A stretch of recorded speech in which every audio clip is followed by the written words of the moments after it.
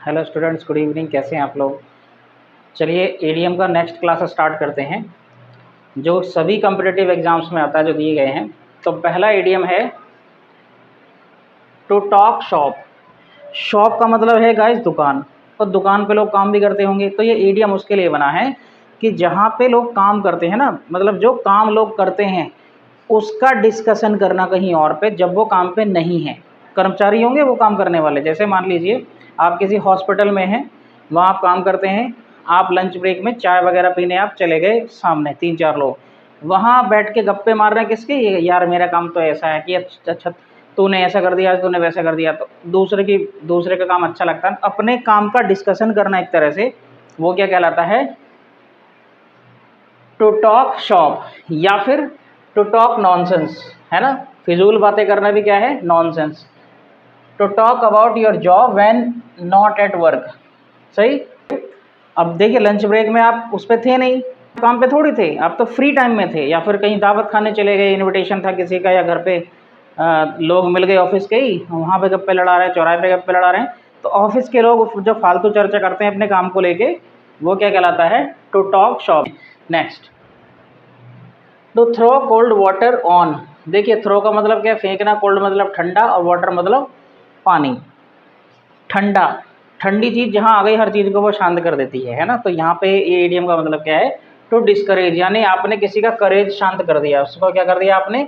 Discourage कर दिया, हतोत्साहित कर दिया एक तरह से, उसका मनोबल गिरा दिया। या फिर टू लेसन कॉन्फिडेंस, या फिर कॉन्फिडेंस को कम कर देना। क्लियर?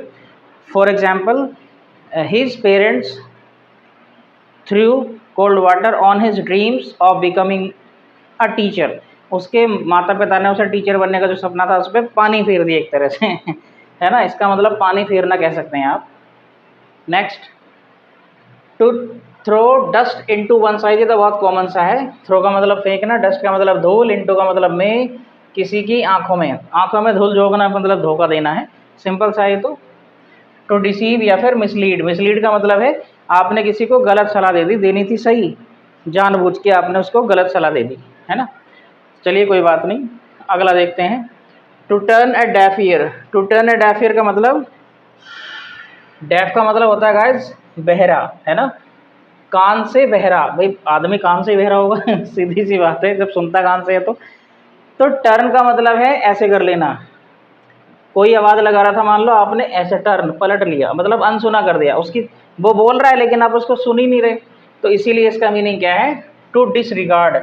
डिसरिगार्ड का मतलब है किसी ने आपसे कुछ रिक्वेस्ट की, आपने उसको रिजेक्ट कर दिया कि मैं नहीं मानता ये सुना ही नहीं।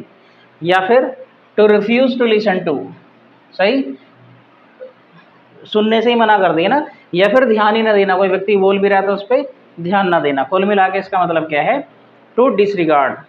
जैसे, when I asked my father to buy me a car, he turned a deaf ear।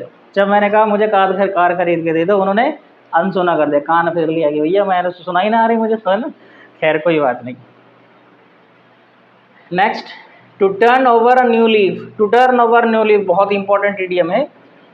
इसका मतलब होता है guys to change one's behaviour for better, या फिर टू डू समथिंग इम्पॉर्टेंट। सही है। इसका मतलब है to turn over a new leaf का मतलब to change one's behaviour for better. आपने अपना बर्ताव कर लिया लेकिन बेहतरीन होने के लिए किया। Clear? Next, to turn tables. Turn का मतलब फिर से क्या? पलटना, और टेबल्स मतलब मेजें। इसका मतलब आपने जो स्थिति थी किसी की उसको रिवर्स कर दिया और खुद पावर हाथ में ले ली। वो नहीं होता तख्ता पलट एक तरह से। तो टर्न टेबल्स का मतलब है तख्ता पलट कर देना, एक तरह से कह सकते हो आप। इसका मतलब क्या है? To reverse the position and gain upper hand. Gain upper hand क्या है? ईडियम है एक और। इसका मतलब है पावरफुल होना, किसी चीज़ पे कंट्रोल करना। तो आपने कोई स्थिति थी, मान लो किसी की पोजीशन थी, उसको पलट दिया। इसको ना वैसे समझो, सरकारें बहुत गिरती हैं इंडिया में, है ना, जिसका आजकल चलन चल रहा है, खरीदो और सरकारें गिराओ। तो जिसने सरकार के एमएलए खरीदी, जो सरकार ऑलरेडी है, उसने टर्न टेबल कर दिया। क्या? परिस्थिति पलट दी, स्थिति पलट दी, और अपनी पावर हाथ में ले ली, है ना।